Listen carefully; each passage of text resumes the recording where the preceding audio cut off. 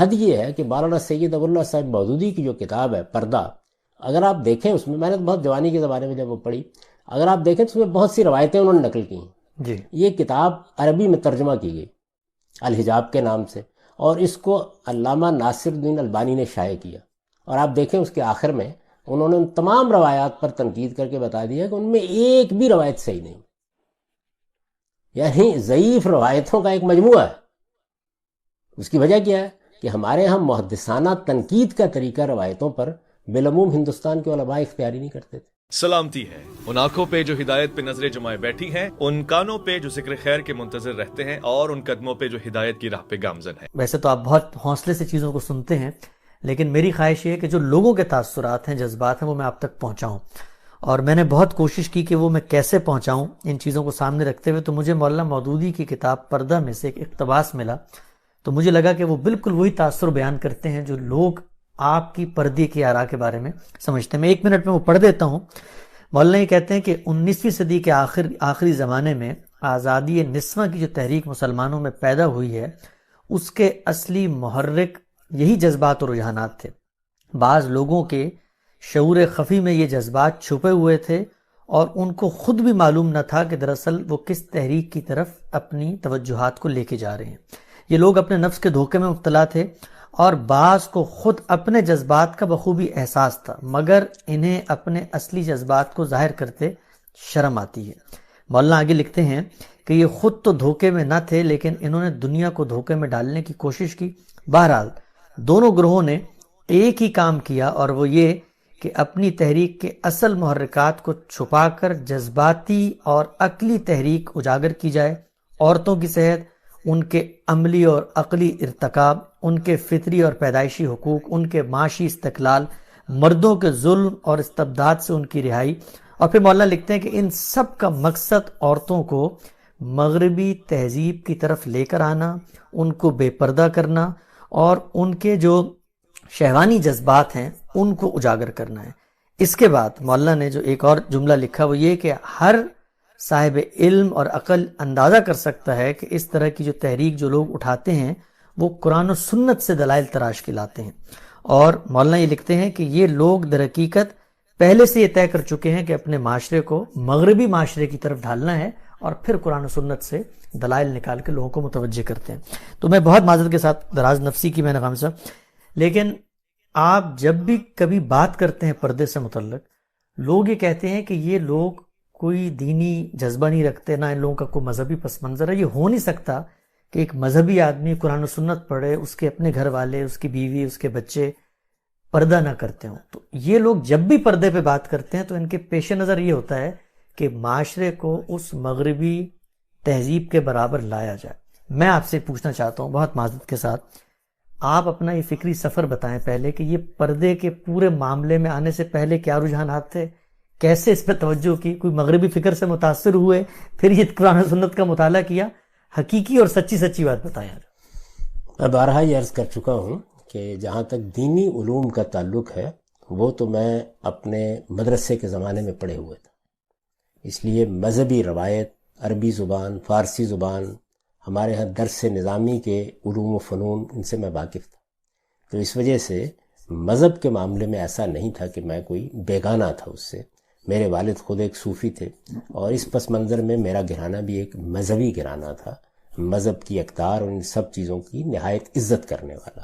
ہمارے خاندان کی گاؤں میں اپنی مسجد تھی، اور میرے اپنے اعزاء اقربا وہاں پر خدمات انجام دیتے رہے ہیں. تو اس وجہ سے یہ تو کوئی سوال ہی نہیں تھا. مولانا سید ابو اللہ صاحب مودودی کا اقتباس آپ نے پڑھا ہے. میں کئی مرتبہ بتا چکا کہ میں نے تو اصل میں علمی اور فکری شعور کی آنکھ ان کی آغوش میں کھولی، اور یہ جو ان کے تصورات تھے انہی کے اندر زندگی شروع کی تھی، ان کی جدوجہد کا حصہ بن کے زندگی شروع کی تھی. برسوں تک صورتحال یہ رہی ہے کہ میں تو اس کا بھی قائل نہیں تھا کہ خواتین دستانے پہنے بغیر باہر چلی جائیں. تو آپ کی اپنی اہلیہ کا بھی یہی معاملہ تھا؟ برقع پہنتی رہی. میری والدہ تو وہ برقع پہنتی تھیں جو آپ جس کو کہتے ہیں کہ وہ ایک ٹوپی والا برقع ہوتا ہے جس میں سارا کا سارا جسم چھپ جاتا ہے. آپ نے افغانی خواتین کو پہنے ہوئے دیکھا ہوگا. تو اس وجہ سے یہی پس منظر تھا ہمارا. میں نے جب دین پر غور کرنا شروع کیا تو پھر تمام تعصبات کو ایک طرف رکھ دیا، جذبات کو بھی ایک طرف رکھ دیا، اور یہ سمجھنے کی کوشش کی کہ حقیقت میں اللہ تعالیٰ کیا چاہتے ہیں، اللہ کے پیغمبر نے کیا ہدایت دی ہے، اور ہم مسلمانوں کی تاریخ میں جو جلیل القدر اہل علم رہے ہیں وہ کس طرح سمجھتے ہیں۔ لوگ عام طور پر یہ خیال کرتے ہیں کہ یہ سب کچھ کو دیکھے بغیر کوئی رائے قائم کر لی گئی ہے۔ ابھی آپ دیکھ سکتے ہیں کہ میری 2 اہم ترین تحقیقات کے اوپر مولانا عمار خان ناصر صاحب نے ایک لمبا سلسلہ مضامین لکھا ہے، میں توجہ دلاؤں گا کہ اس کو پڑھ لیجئے۔ اس میں انہوں نے بتا دیا ہے کہ ان تحقیقات کے پس منظر میں مسلمانوں کی علمی تاریخ کے کیا مباحث ہیں، اس سے پہلے اہل علم اس کو کس طرح دیکھتے رہے ہیں۔ خاص اس پردے کے بارے میں ہمارے عزیز دوست مولانا عامر غزدر صاحب نے اپنا PhD کا مقالہ لکھا ہے، اور اس میں بھی پوری طرح بتا دیا ہے کہ اس سے پہلے کیا آرا رہی ہیں، اہل علم اس کو کیسے دیکھتے رہے ہیں، اس میں کیا اختلافات رہے ہیں۔ اصل میں ہم بالکل اپنے قریبی ماحول میں اسیر ہوتے ہیں۔ میں نے آپ سے عرض کیا کہ میرے ایک عزیز تھے، انہوں نے اپنی بیٹی کی شادی ایک اہل حدیث بچے کے ساتھ کر دی۔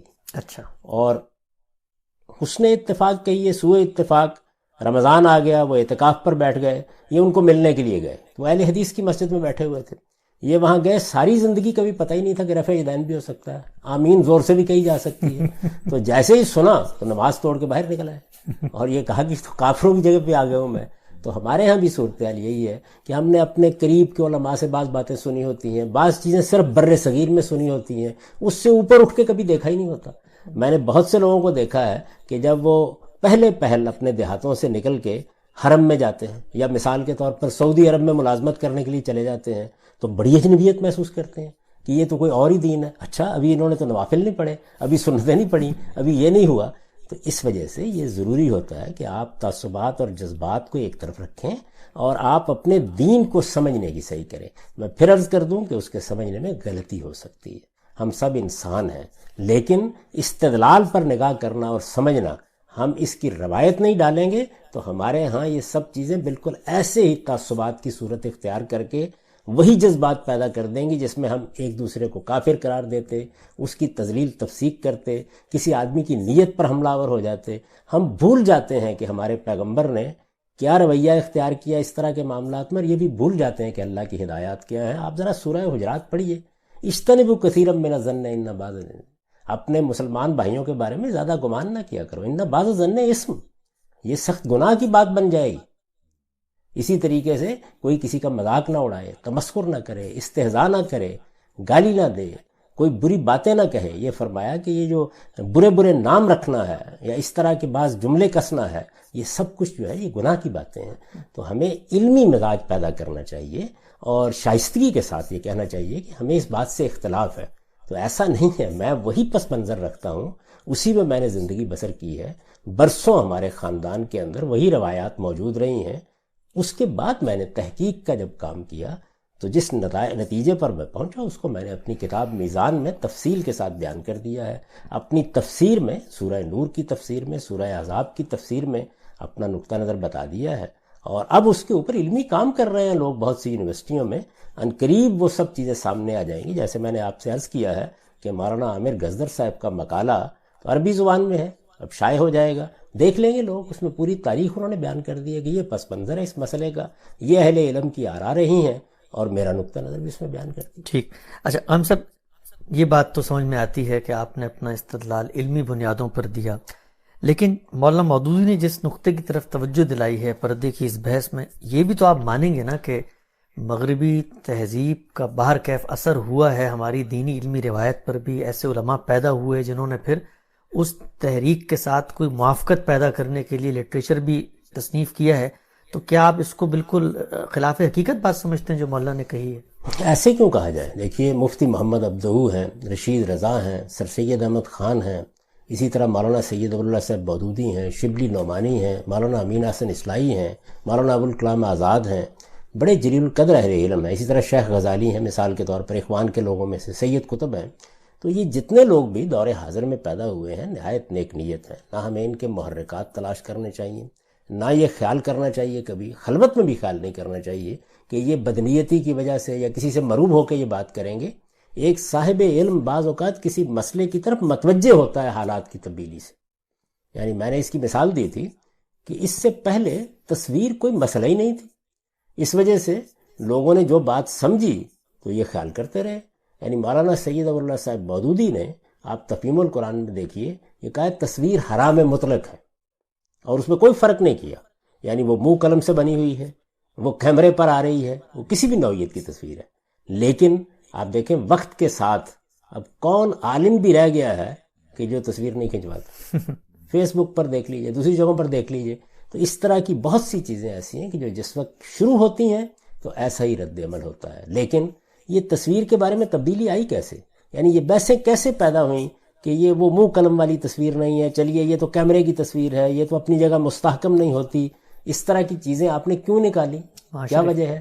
اس کی وجہ یہ ہے کہ تصویر علم کا ذریعہ بن گئی، ابلاغ کا ذریعہ بن گئی، اخبار کا ذریعہ بن گئی، پاسپورٹ کی بنیاد بن گئی، شناختی کارڈ کی بنیاد بن گئی. ہر جگہ تصویر کا اتنے بڑے پیمانے پہ شیوع ہوا کہ آپ غور کرنے کے لیے مجبور ہو گئے. تو یہ بسا اوقات ہوتا ہے. پھر میں اس سے آگے بڑھ کے پوچھوں گا، سوال یہ ہے کہ یہ جو جتنی بحث ہوئی ہے اسلامک بینکنگ کی، یہ آسمان پر بیٹھے ہوئے ہو گئی ہے. ایک پورا کا پورا انسٹیٹیوشن وجود میں آ گیا، اس انسٹیٹیوشن نے دنیا کی معیشت کا احاطہ کر لیا، اس احاطے کے نتیجے میں سوالات پیدا ہو گئے. تو بسا اوقات دنیا میں آنے والی تبدیلیاں آپ کو تحقیق کی طرف متوجہ کرتی ہیں. یعنی اس سے پہلے آپ نے غور نہیں کیا ہوتا تو آپ پلٹ کے دیانتداری کے ساتھ دیکھتے ہیں کہ جو بات ہم کہہ رہے تھے کہیں ہم اپنی انٹرپریٹیشن میں غلطی تو نہیں کر رہے تھے. اس کی غلطی واضح ہو جاتی ہے. بالکل ٹھیک. اچھا غام صاحب، بڑی تفصیل سے آپ نے اس حساس چیز کو بھی گفتگو میں لے کر آئے. اب ہم ترتیب سے شروع کرتے ہیں جو ہمارا طریقہ ہے کہ بھئی قرآن مجید میں زیر بحث ہے، حدیث میں ہے. سب سے پہلا سوال، بہت بنیادی سوال، یہ جو اصطلاح ہے پردہ، یا عربی میں اس کو مثلا حجاب کا کہہ کے بیان کیا جاتا ہے، اس لفظ کا ماخذ کیا ہے آپ کے علم کی حد تک؟ یہ کہیں قرآن مجید میں زیر بحث ہے، کسی اور دینی روایت میں زیر بحث ہے؟ یہ لفظ کہاں سے آ گیا؟ یہ بھی بڑا دلچسپ آپ نے سوال کیا. یعنی یہ پردہ، حجاب، عربی میں حجاب کہتے ہیں نا اس کو، یہ جس طرح کہ ہمارے ہاں ایک فقہی چیز یا ایک شریعت کا حکم سمجھ کے بیان کیا جاتا ہے، دین کا پورا ذخیرہ اس سے بالکل خالی. اچھا. نہ یہ قرآن مجید میں اس لحاظ سے زیر بحث آیا ہے، نہ یہ کسی حدیث میں اس لحاظ سے زیر بحث آیا ہے. یعنی یہ بات کہ حجاب کا کوئی حکم ہے جس کو اللہ تعالیٰ نے، اللہ کے پیغمبروں نے ایسے بیان کیا ہے. قرآن مجید میں یہ لفظ کہاں استعمال ہوا ہے؟ وہ جو گھر کے دروازے پر پردہ ڈالتے ہیں اس کے لیے استعمال ہوا ہے، من برائے حجاب. یعنی یہ جو حجاب کا تصور اب ہمارے ہاں ہے، یا پردے کی اصطلاح جو عام طور پر بولی جاتی ہے، یہ قرآن مجید کی اصطلاح نہیں ہے، یہ حدیث کی اصطلاح نہیں ہے. اس لیے میں نے یہاں بھی دیکھیے یہ توجہ دلائی اپنی کتاب میزان میں کہ صحیح تعبیر یہ نہیں ہوگی. یعنی پردے کے احکام، پردے کا حکم، یہ تو ہمارے ہاں ایک اجنبی چیز ہے ہی نہیں. ہمارے علم میں جو چیز بیان ہوئی ہے قرآن مجید میں وہ کیا ہے؟ وہ حقیقت میں یہ ہے کہ مرد و زن کے اختلاط کے موقع پر، یعنی جب عورتیں اور مرد اکٹھے ہوں تو کن آداب کا لحاظ رکھنا چاہیے، آپ جس کو ایٹیکیٹس کہتے ہیں. تو اسی وجہ سے میں نے جو عنوان قائم کیا ہے اپنی کتاب میزان میں، وہ مرد و زن کے اختلاط کا عنوان ہے. یہ بھی ایک آپ یوں سمجھیے کہ اصلاح کی ہے تصور میں، کہ ہم ایک چیز کو بیان کر رہے ہیں تو خواتین کو آپ وہ پیغام دے رہے ہیں جو ان کے لیے قرآن میں ہے ہی نہیں. یعنی ان کو خواتین ہیں، مرد ہیں، تو ان کو پیغام یہ دیجئے کہ اگر وہ مہذب زندگی بسر کرنا چاہتی ہیں یا چاہتے ہیں تو اللہ تعالیٰ نے ملنے جلنے کے یہ آداب بتائے. تو جب آپ اس جگہ سے بات کرتے ہیں تو بات ان کی سمجھ میں آتی ہے. لیکن اگر آپ پردے کا لفظ بولتے ہیں تو اس کا لازمی نتیجہ یہ نکلتا ہے کہ عورتوں کو تو باہر نکلنا ہی چاہیے. ان کے لیے تو اصل دائرہ عمل ان کا گھر ہے، ان کو اسی میں بند رہنا چاہیے. کسی ضرورت کے وقت باہر نکلیں تو نکلیں، باہر بھی نکلیں تو پھر اصل میں تو ان کو اسی طرح کا برقع پہننا چاہیے جس طرح کا میں نے اپنی والدہ کے بارے میں آپ کو بتایا. تو یہ تصور اس سے پیدا ہوتا ہے. کیا یہ تصور دین میں ہے؟ آپ سارے ذخیرے کا مطالعہ کر کے آپ کو کہیں اس کا شائبہ بھی نہیں ملے گا. یعنی یہ لفظ کہیں زیر بحث ہی نہیں ہے. جو چیز زیر بحث ہے وہ آداب ہے، ایٹیکیٹس ہیں. یعنی یہ بتایا جا رہا ہے کہ دیکھو تم گھروں میں جاؤ تو اجازت کس طریقے سے لو، تم ملو تو کس طریقے سے اپنے نگاہوں پر پہرا بٹھاؤ. اس طرح کی چیزیں جو بیان کی گئی ہیں اس کے لیے صحیح ترین تعبیر اگر کوئی ہو سکتی ہے تو وہ وہی ہے جو میں برسوں سے اختیار کیے ہوئے مرد و زن کے اختلاط کے آداب، عورتوں اور مردوں کے ایک دوسرے کے ساتھ میل جول کے آداب. ٹھیک. ٹھیک ہم سب. اچھا، اگلا سوال یہ ہے کہ ان میل جول کے جو آداب ہیں ان کا سورس کہاں ہے، ریفرنس کہاں ہے، ماخذ کیا ہے؟ یعنی ہم یہ دیکھتے ہیں کہ دین کے دو سورسز ہیں، آپ بار بار توجہ دلاتے ہیں، قرآن مجید اور سنت.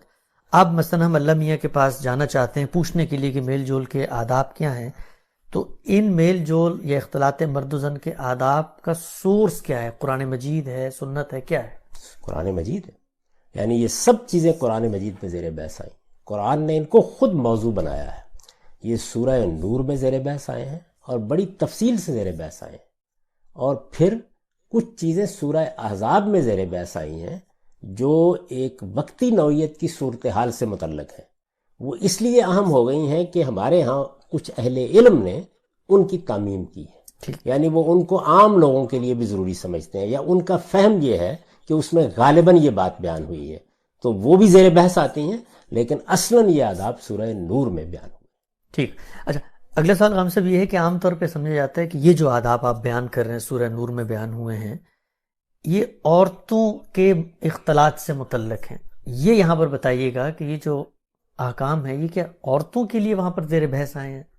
عورتوں اور مردوں دونوں کے لیے زیر بحث آئے ہیں. دونوں کے لیے. یعنی آپ اندازہ کریں کہ اس میں تو سب سے پہلے یہ بتایا گیا ہے کہ آپ اگر جائیں کہیں تو آپ اجازت کیسے لیں گے، آپ انس کیسے پیدا کریں گے، گھر والوں کو اپنا تعارف کیسے کرائیں گے. اگر گھر والے آپ سے اس وقت نہیں ملنا چاہتے اور وہ یہ کہہ دیتے ہیں کہ آپ چلے جائیں واپس، یا آگے سے نہیں جواب دیتے، تو آپ دل میں تنگی محسوس کیے بغیر آ جائیں گے. تو استیزان کہتے ہیں اس کو. اسی طرح بتایا کہ گھروں کے اندر کن چیزوں کا لحاظ رکھیں گے. تو وہاں یہ سب چیزیں بہت تفصیل سے زیر بحث آئی ہیں. اور یہ بتایا کہ ایک پاکیزہ معاشرت کے لیے، پھر توجہ دلاؤں گا وہی تزکیہ، یعنی تمہارے دلوں کو بھی پاکیزہ رہنا چاہیے، تمہاری معاشرت کو بھی پاکیزہ رہنا چاہیے، تمہارے میل جول کو بھی پاکیزہ رہنا چاہیے. تو فرمایا ہے کہ یہ اصل میں ازکا واتھر لقلوب ہے، یعنی ہمارے دلوں کے لیے یہ چیز پاکیزگی کا باعث بنتی ہے. مردوں کو بھی کہا ہے، عورتوں کو بھی کہا ہے. ایک بات ہے جو صرف عورتوں کو خاص طور پر کہی ہے، باقی تو اللہ تعالیٰ نے وہاں یہ طریقہ اختیار کیا ہے کہ اے پیغمبر آپ مومن مردوں سے یہ کہہ دیں، اس کے بعد آتا ہے مومن عورتوں سے یہ کہہ دیں، مومن مردوں سے یہ کہہ دیں، مومن عورتوں سے یہ کہہ دیں.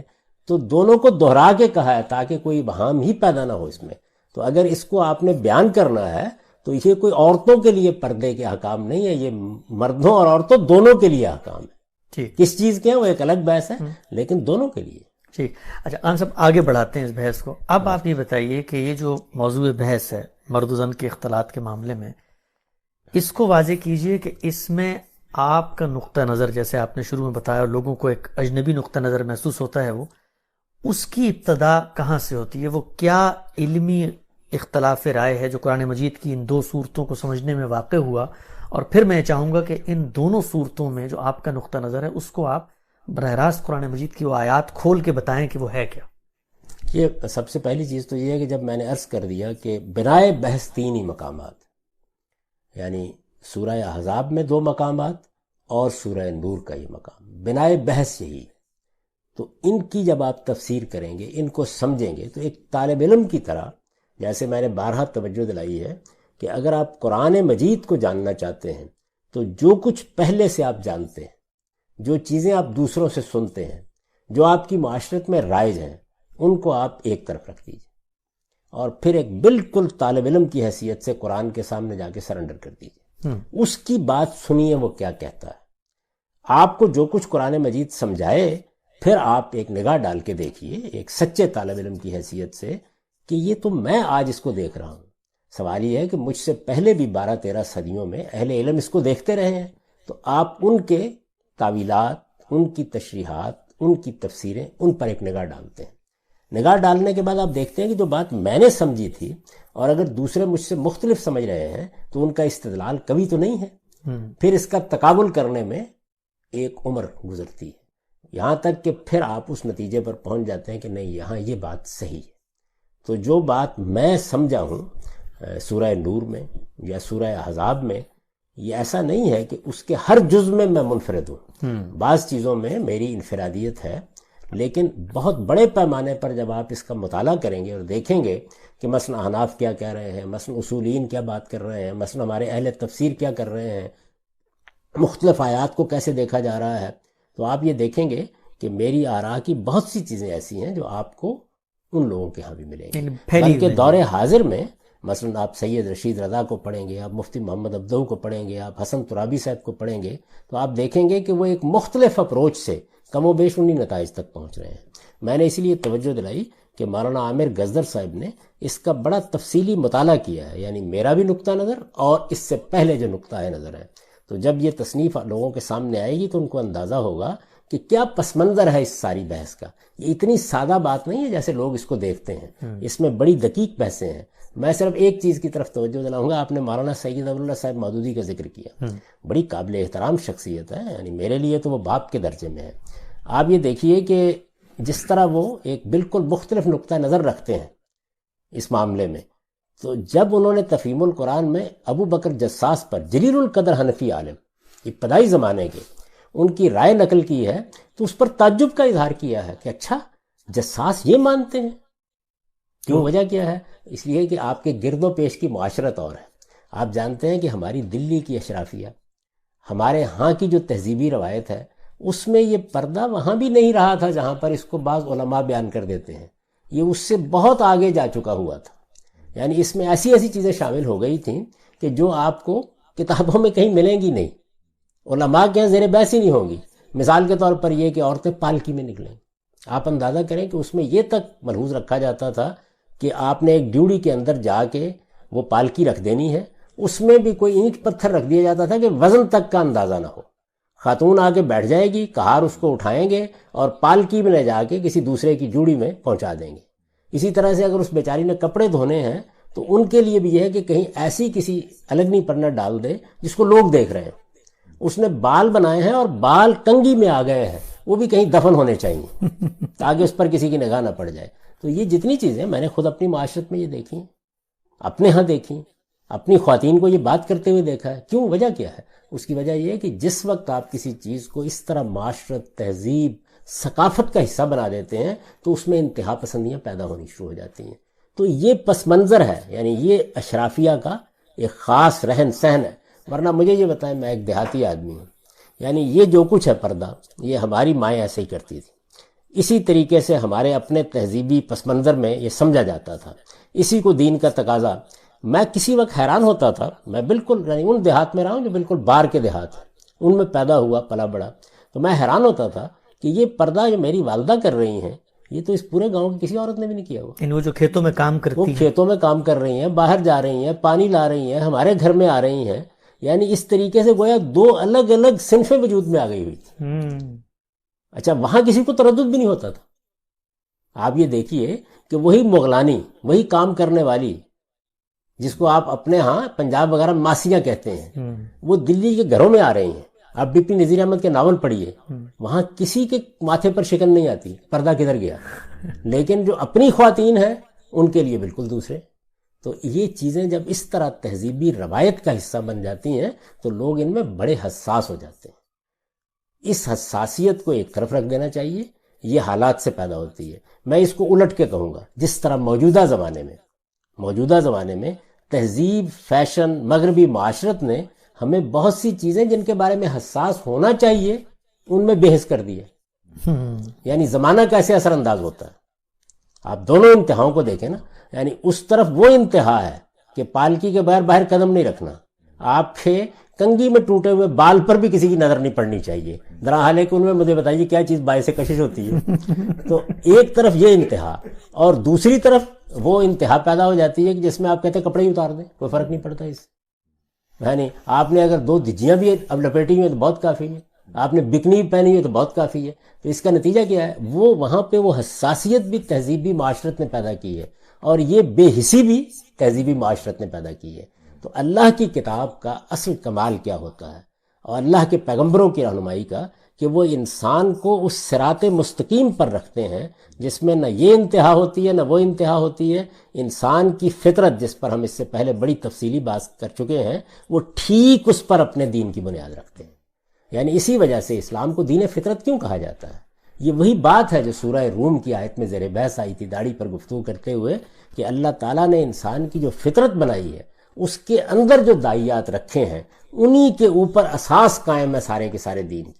تو اس کا مطلب کیا ہے کہ اس میں ادنا درجے میں بھی آپ کوئی انتہا پسندی نہیں دیکھتے، ایک جادہ اعتدال، غالباً یہی وہ چیز ہے جس کو سامنے رکھ کے اللہ تعالیٰ اپنے دین، اپنی ہدایت کو صراط مستقیم کہتے ہیں۔ اور ایک موقع کے اوپر کیا کمال کی بات کہتے ہیں لوگوں کو توجہ دلانے کے لیے، یعنی یہ جو دائیں اور بائیں انتہائیں آپ کو نظر آتی ہیں تو وہ یہ کہتے ہیں کہ یہ کیوں پیدا ہوتی ہیں؟ اس لیے کہ لوگ بغیر ہدم ولا کتاب منیر غور کرتے ہیں، یعنی اگر وہ اس روشن کتاب کی رہنمائی اپنے سامنے رکھیں اور اپنے ذہنی تعصبات کو الگ کر لیں، میں نے فلاں مولوی صاحب سے یہ سنا ہوا ہے، ہمارے ہاں تو یہ کہا جاتا ہے، فلاں جگہ تو یہ مانا جاتا ہے، ان چیزوں کو تھوڑی دیر کے لیے الگ رکھ دیں اور الگ رکھ کے مطالعہ کریں۔ میں یہ عرض کرتا ہوں کہ جس طرح میں نے اس سارے کے سارے موضوع کو دیکھا ہے اور جس طرح اپنی کتاب میزان میں بیان کیا ہے یا اپنی تفسیر میں بیان کیا ہے، آپ اس کو ایک طرف رکھ دیں اور صرف یہ طے کر لیں کہ آپ رسالت مآب صلی اللہ علیہ وسلم کے زمانے سے جو مسلمانوں کا علم پیدا ہوا ہے، خواہ وہ محدثین ہیں خواہ وہ آپ کے فقہا ہیں، آپ پڑھیں گے ان کو کہ وہ کس طرح دیکھ رہے ہیں ان آیات کو، تفسیروں کو دیکھیں گے تو آپ حیران رہ جائیں گے کہ یہ جس چیز کو آپ کہتے ہیں کہ یہ تو بڑی مانی ہوئی ہے، اس میں تو ہر آدمی اسی کا قائل ہے، آپ اتنے اختلافات دیکھیں گے جس کی کوئی حد نہیں۔ تو اس وجہ سے یہ معاملہ اتنا سادہ نہیں ہے جس طرح کے لوگ اس کو سمجھ لیتے ہیں کہ بس یہی ہوگا۔ اچھا، اسی طرح بہت سے قصے، بہت سی روایتیں لوگوں کی زبانوں پر ہیں۔ حد یہ ہے کہ مولانا سید ابو اللہ صاحب مودودی کی جو کتاب ہے پردہ، اگر آپ دیکھیں اس میں تو بہت جوانی کے زمانے میں جب وہ پڑھی، اگر آپ دیکھیں تو اس میں بہت سی روایتیں انہوں نے نقل کی ہیں جی۔ یہ کتاب عربی میں ترجمہ کی گئی الحجاب کے نام سے، اور اس کو علامہ ناصر الدین البانی نے شائع کیا، اور آپ دیکھیں اس کے آخر میں انہوں نے ان تمام روایات پر تنقید کر کے بتا دیا کہ ان میں ایک بھی روایت صحیح نہیں، یعنی ضعیف روایتوں کا ایک مجموعہ ہے۔ اس کی وجہ کیا ہے کہ ہمارے ہاں محدثانہ تنقید کا طریقہ روایتوں پر بالعموم ہندوستان کے علماء اختیار ہی نہیں کرتے تھے، یعنی جب وہ ایک چیز کے بارے میں یہ مطمئن ہو جاتے تھے کہ یہ تو دین کا حکم ہے، تو اس کے بعد روایت ضعیف ہے، روایت بہت کمزور ہے، وہ سب کی سب چیزیں اس میں بیان کرتے چلے جاتے تھے۔ تو محدثانہ تنقید کے نقطہ نظر سے آپ دیکھیں تو کوئی بنیادی نہیں باقی رہتی ان قصوں اور کہانیوں کی بھی۔ تو اس وجہ سے یہ ضروری ہے کہ اس سارے معاملے کو اس زاویے سے دیکھا جائے اور تعصبات سے بالا تر ہو کر جذبات ایک طرف رکھ کے اپنی تہذیبی روایت اور معاشرت کو جو میری بھی تھی اس سے تھوڑی دیر کے لیے قطع نظر کر لیا جائے۔ ٹھیک، اچھا عام صاحب آگے بڑھاتے ہیں بحث کو، ہمارے پاس 15 منٹ ابھی باقی ہیں، کم سے کم وہ پرابلم سٹیٹمنٹ جو ہے وہ واضح ہو جائے۔ ہم جانتے ہیں کہ علماء کا اس وقت جو رائج معاصر نقطہ نظر ہے دینی مذہبی حلقوں کا، اور جس کو وہ بنیاد بناتے ہیں آپ پہ اعتراض کی، وہ یہ ہے کہ قرآن مجید کی سورہ احزاب میں اللہ تعالیٰ نے یہ بتا دیا ہے کہ خواتین جب گھروں سے نکلیں گی تو انہوں نے اپنے جو دوپٹے ہیں، اپنے جو سر کی اوڑھنی ہیں، ان کو اپنے چہروں پہ گرا دینا ہے۔ اس سے اخذ کرتے ہیں پردے کے احکام۔ تو یہ بتائیے کہ آپ کی بنائے استدلال کیا ہے، یہ جو ایٹیکیٹس آپ نے سیکھے ہیں، اور اس حکم کو جو سورہ احزاب میں ہے اس کو آپ کیسے دیکھتے ہیں؟ یہ بڑا اچھا سوال آپ نے کیا، میں اس سے ذرا مزید پیچھے جاؤں گا۔ سورہ احزاب کو سب سے پہلے سمجھنا چاہیے کہ اس سورہ کا موضوع کیا ہے۔ یعنی یہ پوری کی پوری جو سورہ ہے، آپ اس کو دیکھیں میری تفسیر البیان میں، تو اس میں میں جب تفسیر میں تعارف لکھتا ہوں صورتوں کا، تو میں یہ بتاتا ہوں کہ پوری سورہ کی فضا کیا ہے۔ یعنی پوری سورہ کی فضا یہ ہے کہ رسالت مآب صلی اللہ علیہ وسلم اور مسلمانوں کے گھرانے، ان کو باقاعدہ ہدف بنا لیا گیا ہے کہ اب ان کی اخلاقی ساکھ سوسائٹی میں مجروح کرنی ہے۔ ٹھیک، یعنی رسول اللہ صلی اللہ علیہ وسلم نے جو دین ہمیں دیا ہے، اور ہمیں شکر گزار ہونا چاہیے اس ہستی کا جس کے ذریعے یہ دین ملا، جب وہ دین کو بیان کر رہے تھے، جب وہ یہ جدوجہد کر رہے تھے، جب وہ لوگوں کو اس کو پہنچا رہے تھے، تو ایسا نہیں تھا کہ میری آپ کی طرح کسی میز پر بیٹھے ہوئے اطمینان کے ساتھ پہنچا رہے تھے۔ ایک بڑی کشمکش برپا ہو گئی تھی، اور یہ کشمکش ایک انداز سے مکے میں برپا ہوئی۔ آپ جانتے ہیں کہ اس میں کیسے کیسے ستم توڑے گئے، کس طرح کے اقدامات کیے گئے، خاص طور پر کمزور مسلمانوں کے خلاف کیسے لوگوں نے ان کو ستم رانیوں کا نشانہ بنایا۔ جب رسالت مآب صلی اللہ علیہ وسلم مدینہ میں تشریف لائے ہیں تو وہاں اہل کتاب تھے، وہاں بہت سے لوگ وہ تھے جن کو بعد میں قرآن مجید نے منافقین سے تعبیر کیا۔ یہ جتنے لوگ ہیں ان کی طرف سے طرح طرح کی سازشیں ہوئی ہیں، اور سب کی قرآن مجید نے تصویریں بیان کیا، یعنی وہ کوئی قصے کہانیوں کی بات نہیں۔ حضور کو اذیت دینے کے لیے آپ دیکھیں ایک مسجد بنا ڈالی گئی جس کو قرآن نے مسجد زرار کہہ کے یہ کہا کہ اس کو ڈھا دیں۔ اس مسجد کو، چھوٹی سی ایک بستی ہے چند ہزار کی آبادی کی، جس میں وہ لوگ موجود ہیں کہ بظاہر وہ مسلمان بنے ہوئے ہیں. سیدہ عائشہ کے اوپر جو تہمت کا واقعہ بیان ہوا ہے، یعنی آپ کبھی دیکھیں کہ کوئی سلیم الطبع آدمی اس واقعے میں تہمت نکال سکتا ہے؟ نکال لی گئی. تو ایک ایسی فضا تھی کہ جس میں پہلے حملہ کرنے کی کوشش کی گئی، باہر سے حملہ آور بلائے گئے، رسالت مآب صلی اللہ علیہ وسلم کی اپنی ذات پر حملہ آور ہوئے، آپ کو گھروں میں بلا کر آپ کے اوپر پتھر گرانے کی کوشش کی گئی. اس طرح کی بے شمار چیزیں ہوئیں. آخری یہ دور ہے جو 4-5 ہجری کے بعد آیا ہے، جس میں ہدف بنایا گیا کہ اب اخلاقی ساکھ ختم کر دینی، اور اخلاقی ساکھ ختم کر دینے کے لیے آپ کے گھرانے، آپ کی بیٹیوں، آپ کی بیویوں اور جلیل القدر صحابہ کی جو بیویاں تھیں ان کو ہدف بنا لیا گیا. اب جب یہ ہدف بنا لیا گیا طرح طرح کے اسکینڈل بنانے کے لیے، یعنی پیش نظر کیا تھا؟ ظاہر دیہاتی معاشرت ہے، کوئی قصہ کوئی کہانی جو ہے، آپ بھی وہ واقعات پڑھیں جس میں سیدہ پر تہمت لگائی گئی ہے کہ گھر میں کیا صورتحال ہو گئی، حضور کتنے آزردہ ہو گئے، یہاں تک کہ وہ اپنے گھر سے سیدہ عائشہ ام المومنین سیدہ عائشہ وہ والدین کے گھر چلی. آزردگی کا یہ معاملہ ہو گیا کہ گویا میاں بیوی کے درمیان مفارقت تک نوبت آ گئی. یہ صورتحال آپ دیکھیں اس موقع پر حضور نے کتنے رنجیدہ ہو کر بعض گفتگویں کی ہیں، بعض سوالات کیے ہیں. مسجد میں کیسا ہنگامہ برپا کر دیا گیا، یعنی ایک موقع پر جب آپ نے اس سے متعلق اپنے تاثرات کا اظہار کیا، آپس میں صحابہ کرام کے تبصروں کی نوعیت کیا بنا دی گئی، کیسے کیسے لوگ اس میں ملوث ہو گئے، ان کا ذکر کیا قرآن مجید نے. تو یہ صورتحال اور پس منظر تھا کہ جس میں یہ فضا بن گئی کہ رسول اللہ صلی اللہ علیہ وسلم کا گھر، آپ کی خواتین، ظاہر ایک عام دیہاتی معاشرت ہے جس میں سب لوگ رہ رہے ہیں، یہ گویا اسکینڈل کا ہدف. اب اگر یہ کوئی اسکینڈل بن جاتا، خدا نخواستہ جھوٹا یا جس طرح کا بھی تھا، یہ بن جاتا اور اس کی شہرت ہو جاتی، تو اس کا مطلب کیا تھا کہ اللہ کا پیغمبر جو ہدایت کا منبع ہے، جس کی طرف ہم سب نے قیامت تک دیکھنا ہے، جس کی دی ہوئی ہدایتی کے اوپر پوری انسانیت کو کھڑا ہونا ہے، اس کی شخصیت مجروح کر دی گئی. یہ اتنا بڑا معاملہ ہے جو اصل میں سورہ احزاب کا پس منظر ہے. یعنی سورہ احزاب جو ہے وہ اس مسئلے کو دیکھ رہی ہے کہ اب اس میں کیا کرنا ہے. پہلے تو یہ بنیادی بات سمجھنی چاہیے. اگر آپ قرآن میں تدبر، ہمارے یہاں ایک عام رواج یہ ہے کہ آپ نے قرآن کھولا، اچھا یہ پردے کی آیت ہے، اچھا یہاں یہ حکم دیا گیا ہے، وہ نکالی اور نہیں دیکھا کہ سورہ کیا ہے، پس منظر کیا ہے، بات کہاں سے چلی آ رہی ہے، اور بس بات بیان کرنا شروع کر دی.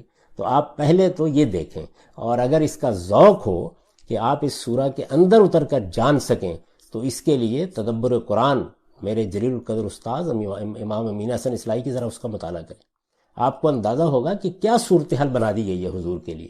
اب اس میں میں ان آیات پر آنے سے پہلے کہ جس میں مسلمان عورتیں بھی شامل ہیں، آپ کو توجہ دلاؤں گا کہ خود حضور کے گرانے کے معاملے میں کیا ہو گیا. پہلا کام کیا ہوا؟ اب اللہ تعالیٰ دیکھیے اس کائنات کا خالق اس صورتحال سے نمٹ رہے ہیں. ویسے تو کوئی مشکل کام نہیں، عذاب نازل ہو جاتا، لیکن وہ پیش نظر نہیں ہے. تو اس صورتحال سے نمٹنا ہے. اس سے نمٹنے کے لیے آپ سے یہ کہا گیا کہ آپ اپنی بیویوں سے کہیں کہ وہ انتخاب کر لیں ایک بار پھر. اگر وہ آزادانہ زندگی بسر کرنا چاہتی ہیں تو کریں، اس لیے کہ مہمات اسی طرح کی عورتوں کے ذریعے سے چلائی جا رہی تھی. یعنی اس طرح کے پیغامات ہوتے تھے، کہیں موقع مل گیا بات کرنے کا کہ آپ تو شہزادی ہیں، آپ کی تو بڑی حیثیت ہے، یہ آپ کو کن حالات میں رکھا ہوا ہے انہوں نے، آپ اگر یہاں نہ ہوتی تو معلوم نہیں کون کون تھے کہ جو آپ کے ساتھ شادی کرنے کے لیے تیار ہوتے. اس طرح کی فضا بنائی جا رہی ہے. تو اس میں یہ کہا گیا کہ آپ اپنی ازواج کو، ازواج مطہرات کو، یہ تخیر اس کو کہا جاتا ہے، چوائس دے دیں کہ وہ اگر آپ کو چھوڑ کے جانا چاہتی ہیں تو چلیے، کوئی ان کے اوپر مسئلہ نہیں ہوگا، یعنی ہم آپ کے لیے دوسرے بندوبست کر دیں گے. اب یہ کیا چیز تھی؟ یعنی مقصد یہ تھا کہ اس موقع پر ازواج مطہرات جس کردار کا مظاہرہ کریں گی اس کے لحاظ سے یہ فتنہ دم توڑ دے گا، حوصلے پست ہو جائیں گے. جیسے سیدنا ابراہیم کو ایک امتحان سے گزارا گیا تو ازواج مطہرات کو بھی اس امتحان سے گزارا گیا. اور اس امتحان سے یہ آسان معاملہ نہیں تھا، یعنی ترغیبات کی ایک دنیا باہر موجود ہے. رسالت مآب صلی اللہ علیہ وسلم میں جیسے کہ پھر قرآن مجید کی اس آیت کے تحت روایات سے معلوم ہوتا ہے کہ جا کے اپنی ازواج سے بات کی تو انہوں نے کہا کہ نہیں، ہمیں تو ایک لمحے کے لیے بھی نہیں سوچنا، ہم بہت سوچ سمجھ کے آپ کے ساتھ ہیں اور آپ ہی کے ساتھ رہیں گے. تو انہوں نے انتخاب کر لیا. جب انتخاب کر لیا، یعنی پہلے چوائس دیا گیا، آپ عام عورتوں کی زندگی بسر کرنا چاہتی ہیں تو آپ چلی جائیں. اگر آپ چلی جاتی ہیں تو ہم آپ کو اطمینان کے ساتھ خوش اسلوبی سے رخصت کر دیں گے، یعنی رسالت مآب صلی اللہ علیہ وسلم کے نکاح میں آپ نہیں رہیں گی، یہ آپ کو اختیار دیا جا رہا ہے۔ پہلے یہ بات کہی گئی، جس وقت انہوں نے یہ انتخاب کر لیا تو پھر انہیں کہا گیا کہ اب ہم آپ کو بعض خصوصی احکام دے رہے ہیں تاکہ یہ جو اسکینڈل بنانے والے لوگ ہیں ان کا خاتمہ کیا جا سکے۔ وہ خصوصی احکام دینے سے پہلے یہ بتایا کہ لستن کاحد من النساء، تم عام عورتوں کی طرح نہیں ہو، تمہاری حیثیت بڑی غیر معمولی ہو گئی ہے، تم پیغمبر کے ساتھ ہو تو اب پیغمبر کو تمہارے ذریعے سے اور تمہیں پیغمبر کے حوالے سے دیکھا جاتا ہے، تو اس لیے اپنی اس ذمہ داری کو پہچانو۔ اور دیکھیے اللہ تعالیٰ کا انصاف، یعنی جو چیزیں عام لوگوں سے مطلوب نہیں ہیں پہلے انہیں عام لوگوں کی زندگی بسر کرنے کا حق دے دیا گیا۔ اگر وہ اس وقت کوئی انتخاب کر لیتی تو عام زندگی بسر کرتی، لیکن انہوں نے جب پیغمبر ہی کا انتخاب کیا، جو عزت جو شرف ان کو حاصل تھا انہوں نے اسی کو اپنی سعادت سمجھا، اور سب نے بغیر کسی توقف کے یہ کہہ دیا کہ نہیں، اس کا کوئی سوال ہی نہیں۔ جب یہ بات ہو گئی تو اللہ تعالیٰ نے کہا کہ اب ہمیں کچھ خصوصی احکام دینے ہیں، اور یہ خصوصی احکام دیتے وقت یہ ذہن میں رکھو کہ اگر کوئی غلطی ہوئی تو جس طرح دوہرا عذاب ہے تمہارے لیے، اسی طرح سے چونکہ تم یہ زائد ذمہ داریاں اور پابندیاں قبول کر رہی ہو تو تمہاری ہر نیکی کا دوہرا اجر بھی، یعنی اس کی بنیاد ہی بالکل یہاں سے رکھی ہے۔ یہ رکھنے کے بعد رسالت مآب صلی اللہ علیہ وسلم کی ازواج مطہرات سے یہ کہا گیا کہ آپ اب حجاب میں ہوں۔ یہ اصل میں یہ ہے وہ جگہ جہاں سے یہ مسئلہ پیدا ہوا، یعنی ازواج مطہرات کے معاملے میں یہ فیصلہ کیا گیا کہ وہ باہر نکلیں گی تو اہتمام کر کے، اور اگر گھر میں ہوں گی تو وہاں بھی کوئی اسی طرح نہیں آئے گا۔ مسجد میں بیٹھنے والے لوگ بھی اگر کوئی چیز لینی ہے تو کس طرح آئیں گے؟ ان سے کہا گیا کہ آپ کو باہر کی سرگرمیاں بھی ختم کر دینی۔ اسی میں یہ الفاظ آئے وَقَرْنَ فِي بُيُوتِكُنَّ، تم اپنے گھروں میں وقار کے ساتھ رہو گی، وہاں نماز کا اہتمام کرو گی، روزے کا اہتمام کرو گی، دینی سرگرمیوں میں مصروف رہو گی، اور جو اللہ نے بڑی نعمت تم کو دی ہے اس کی تبلیغ کی ذمہ داریاں انجام دو گی۔ یہ ہدایات ان کو کی گئیں، ان کے لیے دائرہ مقرر کیا گیا کہ آپ کے قریبی اعزاء اقربا کے سوا کوئی اور گھر میں بھی نہیں آئے گا۔ رسالت مآب صلی اللہ علیہ وسلم کے گھر میں کوئی کھانے کی دعوت ہوگی، کیا ہوگا، اس کے بھی آداب مقرر کر دیے گئے، اور اس کے ساتھ یہ اعلان کر دیا گیا کہ آپ کے بعد کوئی شخص ان خواتین سے نکاح بھی نہیں کر سکے۔ رسالت مآب صلی اللہ علیہ وسلم کو پابند کر دیا گیا کہ آپ ان کو طلاق بھی اب نہیں دے سکتے، ان کی جگہ کوئی دوسری بیوی بھی نہیں لا سکتے۔ تو یہ اصل میں وہ خصوصی احکام ہے جو ازواج مطہرات کو دیے گئے تھے، اور یقیناً انہی کے لیے یہ لفظ استعمال بھی ہوا، یعنی وہ حجاب میں رہیں گی، اس کا اہتمام کریں گی۔ یہ احکام ہیں جن کو بعض اہل علم نے اس طرح سے سمجھا کہ وہ چونکہ اس پوری امت کے لیے آئیڈیل تھیں تو ان کو احکام دے دیے گئے ہیں، اور پھر ایک ایک چیز سے احکام مستنبط کرنے شروع کر دیے۔ مثلا آپ دیکھیے کہ ازواج مطہرات سے یہ کہا گیا کہ عام حالات میں تو ہر آدمی جب آپ کے گھر آتا ہے یا باہر سے بات کرتا ہے تو اس سے نرمی سے، شفقت سے بات کرنی چاہیے، آپ تو مائیں ہیں اور آپ کی یہی حیثیت ہے۔ لیکن یہ منافقین چونکہ اسکینڈل بنا رہے ہیں تو اگر کسی وقت کوئی بات کرے تو ایسا لب و لہجہ رکھیے کہ جس کے نتیجے میں کسی کے اندر اگر طمع موجود ہے تو اس کو ہوش آ جائے۔ اچھا، اب آپ دیکھیے کہ یہ کس پس منظر میں بات کہی جا رہی ہے، یعنی آپ کو معلوم ہے کہ آپ کے گھر پر کچھ لوگ حملہ آور ہونے والے ہیں اور آپ خواتین کو کوئی ہدایت کر رہے ہیں، وہاں سے کیا کہا کہ عورت کی آواز کا پردہ، یعنی یہ آپ دیکھ رہے ہیں نا، یعنی ایک زاویہ نظر کی غلطی پورے پس منظر کو جو سورہ سے بالکل واضح ہے، آیت آیت سے واضح ہے، جس کے اندر اللہ تعالیٰ نے ایک ایک اسٹیپ کو واضح کیا ہے۔ یعنی پہلے موقع دیا کہ وہ جا کے عام عورتوں کی زندگی بسر کریں، پھر یہاں سے بات شروع کی کہ لستن کاحد من النساء، تم عام عورتوں کی طرح نہیں ہو، پھر بتایا کہ تمہارے لیے اب اجر بھی دوہرا ہوگا، غلطی کرو گی تو سزا بھی دوہری ہوگی۔ یہ سب کچھ کہنے کے بعد یہ ہدایات دی گئی۔ اچھا، اسی طرح جب یہ کہا گیا کہ وہ کرنا فی بیوتکن، تو کیا کہا جا رہا ہے کہ عام عورتوں نے باہر نکلنا ہے، گھروں سے باہر جا کے کوئی کام کرنے ہیں، کھیتوں میں جانا ہے، انہوں نے جا کے جانور چرانے ہیں، جو اس وقت کی معاشرت ہے۔ تم لوگوں کو اب یہ سب کام میں بالکل نہیں جانا، کسی چیز تمہیں گھروں میں وقار کے ساتھ رہنا ہے تاکہ اس اسکینڈل کا مقابلہ کیا جا سکے۔ اب اس سے لوگوں نے کیا استنباط کیا کہ عورت کا دائرہ عمل اس کا گھر، چار دیواری کے اندر رہنا ہے۔ درا حالے کہ اگر آپ اس زمانے کی پھر دیکھیں کہ جب یہ احکام نازل ہوئے ہیں ازواج مطہرات کے لیے، تو اس کا باقاعدہ اہتمام کیا گیا کہ کہیں دوسری عورتیں اس سے مشابہت نہ اختیار کر لیں، اس لیے کہ اس سے پھر التباس کا خطرہ تھا۔ تو اس لیے یہ ازواج مطہرات کے لیے خصوصی احکام تھے۔ ہمارے جلیل القدر اہل علم اور محققین کی ایک بہت بڑی جماعت ہے جو ان کو ایسے ہی دیکھتی رہی ہے اور بالکل درست دیکھتی رہی ہے، یہاں تک کہ آپ شاہ عبد القادر، آپ کے پہلے قرآن مجید کے ہندوستان میں اردو کے مترجم ہیں، ان کا 2 لفظوں کا حاشیہ دیکھ لیجئے، انہوں نے بھی یہ بات اسی طریقے سے بیان کی ہے۔ لیکن پھر ان کے بعد ہمارے ہاں کے اسی مذہبی پس منظر میں، یعنی جب علمی طریقہ نہیں رہا چیزوں کا، تو یہ جتنی چیزیں ہیں مولانا سید ابو اللہ صاحب مودودی جب ان کو بیان کرتے ہیں تو وہ وہی کام کرتے ہیں۔ یہ دیکھیے، یہ آواز کا پردہ ہو گیا، یہ آپ نے گھروں میں دائرہ عمل طے کر دیا گیا، یہ تمام چیزیں ہو گئیں، جبکہ اس پس منظر میں رسالت مآب صلی اللہ علیہ وسلم کی ازواج مطہرات کے لیے یہ خصوصی احکام دیے گئے۔ ان کا عام عورتوں سے کوئی تعلق نہیں ہے، اور یہ جس پس منظر میں دیے گئے وہ میں نے آپ کو سورہ سے واضح طریقے سے بتا دیا ہے۔